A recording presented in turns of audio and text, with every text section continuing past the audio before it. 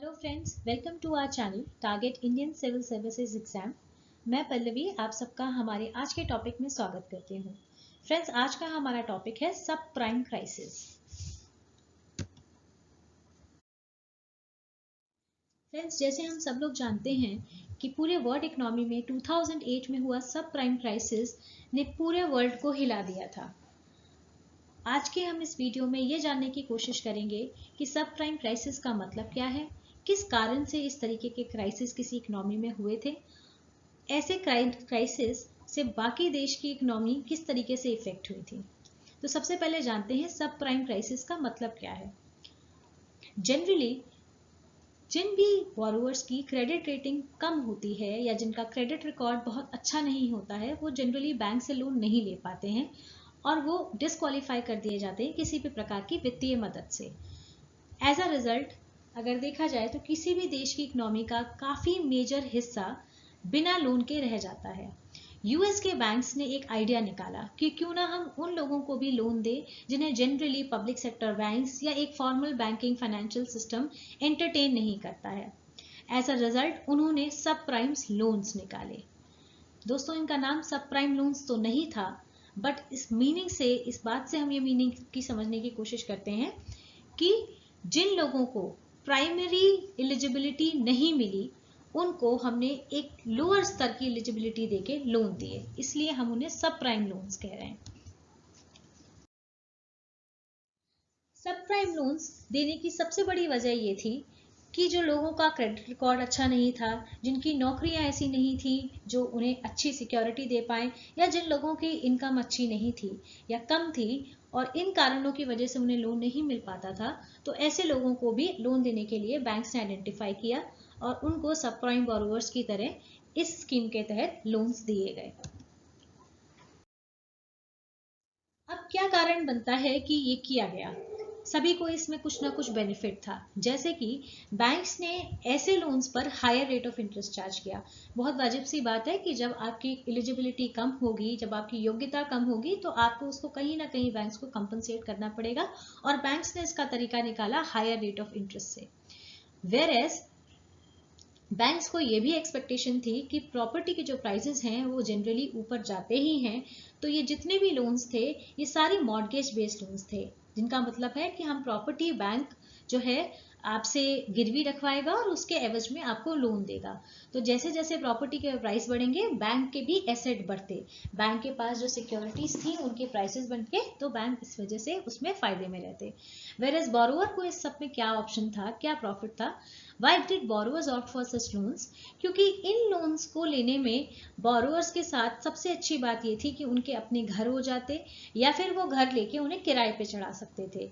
क्योंकि किराए यूएस में आप देखें तो काफ़ी हायर साइड पे होते हैं, तो लोगों को लगा कि इंस्टॉलमेंट से ज़्यादा उन्हें रेंट प्राप्त होगा, तो इसकी वजह से उनकी प्रॉपर्टी भी क्रिएट होगी, वो इंस्टॉलमेंट भी ले पाएंगे और वो अच्छा रेंट भी रख पाएंगे। सिमिलरली जैसे बैंक्स को लगा था कि प्रॉपर्टी के प्राइसेस हाई पे जाएंगे और बैंक्स ने इन तरीके के लोनों पे इन्वेस्ट करना अच्छा समझा, सिमिलरली लोगों ने भी इसमें इन्वेस्टमेंट करना बेहतर समझा कि प्रॉपर्टी के जब प्राइसेस बढ़ेंगे तो उनको हायर रेंट और हायर एसेट वैल्यू मिलेगी, इसलिए उन्होंने भी इस लोन के साथ जाना सही समझा। दूसरी एक बात ये थी कि जिन लोगों को लोन्स अभी तक बैंक्स नहीं दे रहे थे क्योंकि उनका कोई अच्छा क्रेडिट रिकॉर्ड नहीं था, as an investment, as an borrower, उन लोगों ने सोचा कि अगर हम लोन्स लेंगे, उनको प्रॉपरली चुकाएंगे, तो हमारा भी एक बैंकिंग क्रेडिट रिकॉर्ड क्रिएट होगा, जिसे हम इंडियन इकोनॉमी के टर्म्स में, हम लोग इंडियन बैंकिंग सिस्टम में सिविल रिकॉर्ड्स भी कहते हैं, वो इंक्रीज होंगे, वो बेटर होंगे। इसलिए लोगों ने इन तरीके के लोन्स के साथ जाना बेहतर समझा।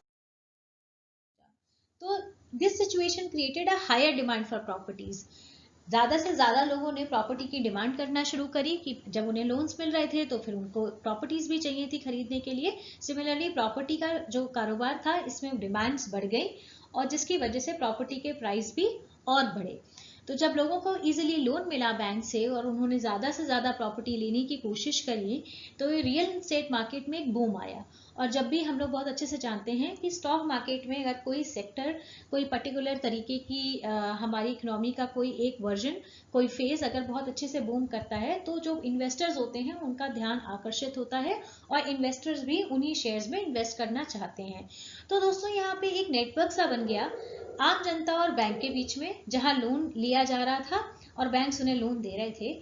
यूएस के बैंक्स ने क्या किया कि क्योंकि ये सारे लोनों के पीछे कोई ना कोई प्रॉपर्टी मॉर्गेज करी हुई थी, उन्होंने इन्वेस्टमेंट बैंक को इन लोन्स को इकट्ठा करके इनके क्लब्स बना बना के इन्वेस्टमेंट्स बैंक्स को बेच दिए कि भाई ये हमारे लोन्स हैं, ये हमारा लोन पोर्टफोलियो है, ये लोन पोर्टफोलियो आप हमसे खरीद लीजिए, और इन सब लोन पोर्टफोलियो के पीछे प्रॉपर्टी है तो खराब होने वाली कोई ज्यादा रिस्क है नहीं, इसलिए आप हमसे खरीद लीजिए।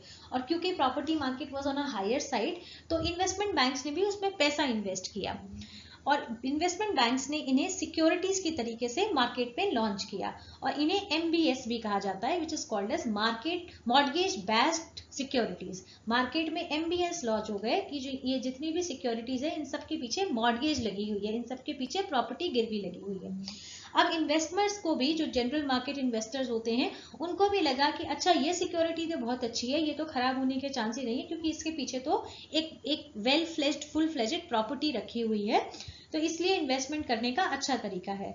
तो ऑल इन ऑल अगर हम देखें तो बोरोअर्स को लोन मिल रहे थे, बैंक्स को ज्यादा क्लाइंट और इनकम मिल रहे थे, इन्वेस्टर्स जो हैं ग्लोबली प्रॉफिट्स बना रहे थे क्योंकि उन्होंने एमबीएस लॉन्च कर दी थी और सभी फायदे में आ रहे थे। तो जो सवाल खड़ा होता है कि भाई क्या गलत हुआ, कहां से ऐसा हुआ कि ये इतनी अच्छी बूमिंग जो सिचुएशन है इकोनॉमी की वो एक क्राइसिस में बदल गई। यस, इकोनॉमिक फोर्सेस हमेशा ये कहती हैं कि कभी भी किसी चीज की डिमांड एंड सप्लाई जो बढ़ती है या कम होती है तो बीच में इक्विलिब्रियम अचीव करने की कोशिश करती है। जब क्या हुआ, जब ज्यादा से ज्यादा लोगों को लोन्स मिलने शुरू हो गए तो ज्यादा से ज्यादा सप्लाई बढ़ाने की कोशिश करी और एक टाइम ऐसा आया कि सप्लाई एक्सीड कर गई डिमांड से।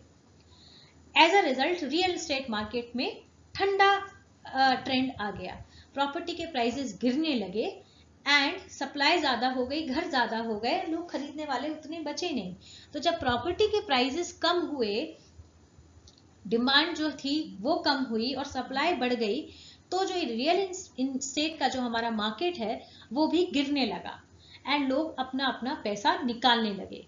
एज अ रिजल्ट जो मार्केट का अप ट्रेंड था वो धीरे धीरे डाउन ट्रेंड में आना शुरू हो गया। जब ये मार्केट का पैसा गिरने लगा तो बैंक्स ने सिचुएशन को कोप अप करने के लिए इन लोन्स पे ब्याज दर बढ़ाई। इन लोन्स की ब्याज दर तो बैंक्स ने बढ़ाई, बट क्या इन्वेस्टर इस सिचुएशन में थे, क्या बोरोअर्स इस सिचुएशन में थे कि वो उतना पैसा दे पाए? नहीं। जैसे ही मार्केट का ट्रेंड रियल एस्टेट सेक्टर में गिरने लगा, एज अ रिजल्ट प्रॉपर्टी के prices as well as rent दोनों कम हुए। आप जान सकते हैं जब प्रॉपर्टी का मार्केट गिरता है तो आप भी ये बात समझ सकते हैं कि इवन रेंट्स भी कम हो जाते हैं। जो चीज आपको महंगे किराए पे मिल रही होती थी वो अब सस्ते किराए पे मिलना शुरू हो जाती थी। एंड ऐसे बोरोवर्स की बहुत अच्छी इनकम बेस पहले से वैसे ही नहीं था, वो वैसे भी सब प्राइम बोरोवर्स थे, तो रेंट पा करके इंस्टॉलमेंट्स देना ही उनका लोन लेने का आधार था। जब रेंट्स ही कम हुए तो उन्हें इंस्टॉलमेंट देना भी भारी पड़ने लगी, वेरस बैंक्स ने और रेट ऑफ इंटरेस्ट बढ़ा दिए, जिसकी वजह से ये सिचुएशन हो गई कि ये लोन्स खराब होने लगे। These loans started becoming bad और NPA. Now the question arise कि इंडियन इकोनॉमी पे इसका क्या फर्क पड़ता है। तो दोस्तों हम पहले एक चीज ये समझ लेते हैं कि अमेरिकन इकोनॉमी की क्या इंपॉर्टेंस है वर्ल्ड इकोनॉमी में। एक कहावत है कि अगर अमेरिका में की इकोनॉमी को छींक आती है तो पूरे वर्ल्ड की इकोनॉमी को निमोनिया हो जाता है। It is that important. American economy इतनी ज़्यादा इम्पोर्टेंस रखती है वर्ल्ड इकोनॉमी में क्योंकि जिस तरीके का क्वांटम इन्वॉल्व है, इसलिए इकोनॉमिक पे अगर अमेरिकन इकोनॉमिक पे किसी भी तरीके का सेटबैक आता है या किसी भी तरीके का क्राइसिस आता है तो बाकी सारी इकोनॉमीज क्योंकि ग्लोबली कनेक्टेड है काफ़ी हद तक इफेक्ट होती हैं। तो हमारा ये जानने का क्वेश्चन बनता है कि इंडियन इकोनॉमी में सब प्राइम क्राइसिस का क्या इम्पैक्ट था। तो दोस्तों यहाँ पर हम बता दें कि इंडियन जो हमारा बैंकिंग सिस्टम है या जो इंडियन इकोनॉमी में जो फाइनेंशियल सिस्टम है ये बहुत ही ज़्यादा कंजर्वेटिव है और रिस्क एवर्सिव नेचर का है। रीजन बीइंग हम अपनी इकोनॉमी को बहुत ज़्यादा रैश या बहुत ज़्यादा रिस्क प्रोन तरीके से नहीं चलाते हैं। जो बैंकिंग सिस्टम भी है जो इंडियन इकोनॉमी का, जो लोन गिविंग सिस्टम है, जो क्रेडिट अप्रेजल सिस्टम है, वो भी काफ़ी स्टर्न है, काफ़ी रिजिड है एंड पूरे प्रयास किए जाती हैं कि जितना भी हो सके लोन्स का प्रीपेमेंट टाइमली आए एंड जो गवर्नमेंट मनी है, जो पब्लिक मनी है वो कम से कम डूबे। तो इस तरीके का जो लेमन ब्रदर्स के साथ जो कॉन्सेप्ट हुआ वो इंडिया में किसी भी बैंक के साथ नहीं हुआ। उसका कारण ये था कि सब प्राइम लेंडिंग इंडिया में की ही नहीं गई थी, बट इन्वेस्टमेंट के तौर पे जो भी मार्केट इन्वेस्टमेंट के तौर पे किसी भी इकोनॉमी को झटका लग सकता था वो इंडियन इकोनॉमी को भी लगा, जिसकी वजह से जॉब्स में और जो है डेवलपमेंट में लोगों की इनकम पे जिससे रिसेशंस के जो इम्पैक्ट्स होते हैं वो हमारी इकोनॉमी में भी देखने को मिले थे। बट क्योंकि हमारी डिपेंडेंसी यूएस के मॉर्गेज सेक्टर में, हमारा एक्सपोजर यूएस के मॉर्गेज सेक्टर में बहुत लिमिटेड था, बहुत सीमित था, इसलिए इंडियन इकोनॉमी को उतना बड़ा झटका नहीं लगा। सेकेंड, जो हमारी जीडीपी है, जो सबसे ज्यादा इंपॉर्टेंट फैक्टर होती है किसी भी इकोनॉमी की हेल्थ नापने के लिए, उसमें मोर एंड मोर कंट्रीब्यूशन हमारे डोमेस्टिक सोर्सेज का है। हमारी इकोनॉमी इंटरनेशनली इतना डिपेंड नहीं करती है, एज अ रिजल्ट हमारी जीडीपी ने उतना एडवर्स इम्पैक्ट इस क्राइसिस का नहीं देखा था। थर्डली, जैसे मैंने आपको बताया है कि जो हमारा बैंकिंग सिस्टम है, जो हमारे बैंकिंग नॉर्म्स हैं, वो इतने कंजर्वेटिव और कन्वेंशनल हैं कि वो इतने रिस्क प्रोन डिसीजंस जैसे कि यूएस इकोनॉमी ने लिए कि एक नए तरीके का प्रोडक्ट ब्रांच में अपनी इकोनॉमी में लॉन्च करना, एक नए तरीके के बोरोवर सेक्टर्स को आइडेंटिफाई करना जो उतने एलिजिबल नहीं है, जो उतने डिजर्विंग नहीं है, उनको रेकलेस लेंडिंग करना, इस तरीके की प्रैक्टिसेस इंडियन इकोनॉमी में नहीं थी, जिसकी वजह से हमारा जो ओवरऑल इम्पैक्ट था सब प्राइम क्राइसिस का वो बहुत लिमिटेड था। दोस्तों, इसके साथ अब हम आते हैं रेलेवेंस ऑफ सब prime crisis in current scenario. आज की डेट में हम क्यों ये डिस्कस कर रहे हैं दोस्तों? सब प्राइम क्राइसिस हमारी जितना भी वर्ल्ड इकोनॉमी है, इसकी अगर हम इतिहास में जाके देखें तो काफ़ी बड़ा और काफ़ी अहम झटके की तरह इसे जाना और समझा जाता है। एंड करंट टाइम्स में जैसे आप देख रहे हैं कि कोरोना टाइम्स में, जिसकी वजह से सारी ही जो है वर्ल्ड की कंट्रीज अपनी इकोनॉमिक जो डेवलपमेंट है, अपनी जो इकोनॉमिक प्रोग्रेस है, उन सबसे जूझ रही है और अपने अपने इकोनॉमिक डेवलपमेंट के जो ग्राफ्स हैं उनको ऊपर लाने की स्थिति में ला रही है। ठीक ऐसा ही सिनेरियो सब प्राइम क्राइसिस में भी हो गया था, जहां इकोनॉमिक डेवलपमेंट्स में बहुत बड़ा झटका सारे ही देश की इकोनॉमी में लगा था।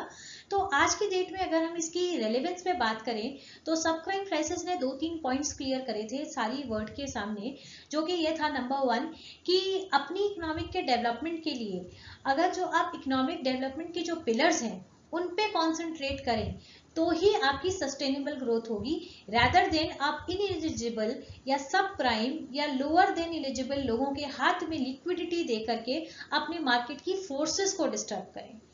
तो जिस प्रकार से सब प्राइम क्राइसिस में सब प्राइम लोगों को, सब प्राइम एलिजिबल बोरोवर्स को ज्यादा से ज्यादा लिक्विडिटी लोन्स के फॉर्म में हाथ में दे करके मार्केट की डिमांड एंड सप्लाई फोर्सेस को ही डिस्टर्ब कर दिया गया था, जिसकी वजह से एक अननेसेसरी बूम आया रियल एस्टेट सेक्टर में, और उसके बाद वो बूम ब्लास्ट हुआ, resulting into fall in prices, resulting into lot of NPS, lot of losses to the bank and even bankruptcy. तो हमें ये सीखने को मिलता है कि वो forces are not responsible for sustainable economic development. Sustainable अगर आपको इकोनॉमिक डेवलपमेंट करना है तो आपको अपने इकोनॉमिक फैक्टर्स जैसे कि एम्प्लॉयमेंट, आपको उन पे आपको ध्यान देना होगा। आपको अपने जो इंफ्रास्ट्रक्चर है, जो basic infrastructure of the country है, उसको आपको स्ट्रेंथन करना होगा। आपको हेल्थ, बेसिक्स, मेडिकल, ऐसी फैसिलिटीज को स्ट्रेंथन करना होगा जिनमें जबरदस्ती का बूम नहीं आता है, जो एक्चुअली डेवलपमेंट पे लीड करती हैं, एंड अगर लोग इन पे इन्वेस्ट करते हैं तो इनके आगे फ्लरिशिंग एक्टिविटीज होती हैं जो कि बस्ट नहीं होती हैं। तो दोस्तों, ये हमारा एक तरीके से लर्निंग है इस क्राइसिस की, जो पूरे वर्ल्ड में सारी इकोनॉमिक कंट्रीज को मिली है कि अगर हमें कभी भी इकोनॉमिक डेवलपमेंट की तरफ से सोचना है तो it always has to be sustainable, long term benefit के लिए, ना कि मार्केट के जो फैक्टर्स हैं, जो फोर्सेस हैं जैसे डिमांड, सप्लाई, उनको हमें अननेसेसरी उनकी जो नेचुरल इक्विलिब्रियम है उसको हमें नहीं डिस्टर्ब करना चाहिए बाय इन्फ्लेटिंग द डिमांड या बाय गिविंग मोर लोन्स या फिर by creating extra liquidity in the market. हम फिनिश करते हैं अपना ये वीडियो। आई होप कि आपको थोड़ी नॉलेज मिली होगी इस सब्जेक्ट पे। अगर मिली हो तो बिल्कुल हमारे चैनल को like and share and subscribe कीजिए। We will come up with more such informative videos. Thank you for patient listening.